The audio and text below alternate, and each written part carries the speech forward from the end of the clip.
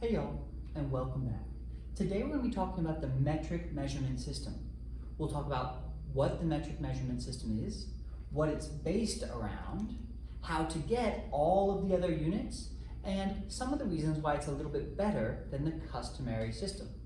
The metric measurement system is the system that's used by almost the entire world.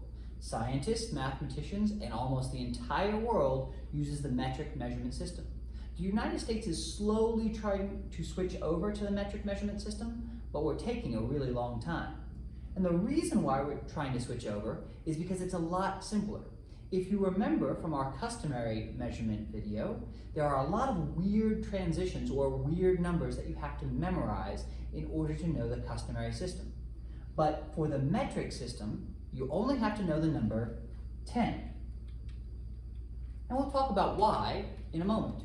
If you know the number 10, you can make any one of these metric systems. So for the metric system, what they do is they take a base unit. For example, for distance, it's a meter. For volume, it's a liter, which is like one of those Nalgene's or hydro flasks. And for mass, it's a gram, which is kind of like the weight of a paper clip. All of these three units, that's the only units you need to know. Then what they do is they add on a prefix, a part of the word at the very beginning, and that tells us how many sets of those we have. If I wanted to say I had 10 sets of a liter, instead of just saying I have 10 liters, they say we have a decaliter. If they wanted to say I have 10 times 10, or 100 sets, we say that we have a hectoliter. If they wanted to say I have 10 sets of 10 sets of 10 sets, or 1,000 liters, each 1,000 liters is a kiloliter, or a kiloliter. All we're doing here is we're saying by sets of 10, we can move to the next set. All right, let's talk about what those prefixes are. I think the easiest way is to think about a sentence. There are all sorts of sentences that people have come up with, and most of them start off with King Henry. This is the sentence that I came up with, and because it's kind of funny, it's really easy for me to remember.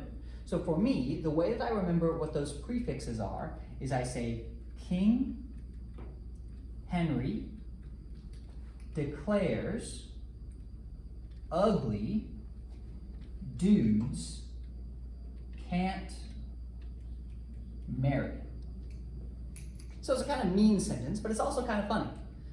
King Henry declares ugly dudes can't marry. And that helps us to remember the steps or the prefixes. The U is our regular unit. So a U is a meter, or a liter, or a gram. So I'm going to write underneath here, this is a liter, a gram, or a meter. This is our unit. Then if I look down here, I can follow each one of these and it'll tell us either 10 or 100 or 1,000 times bigger or smaller, just like we have with base 10 blocks or the place value system. The metric system is all based around the base 10 place value system. So here we've got deca, here we've got hecta, here we've got kilo. Over on this side we have deci, which is 1/10 of whatever the unit is. Then we have centi, which is 1/100th of whatever the unit is. And then we have milli, which is 1/1000th of whatever the unit is. Let's think about an example where you've seen that before.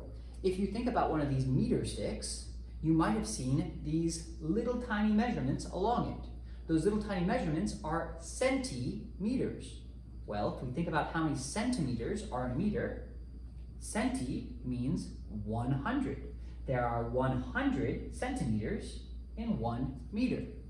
All we're doing there is we're changing the amount by changing what the first word is. We don't have to worry about memorizing all sorts of different names or all sorts of different numbers. We memorize 10, and we memorize meters, liters, and grams. Then we stick on whatever tells us how many sets of that we want. All right, I hope this helped, and I hope to see you again soon. Bye.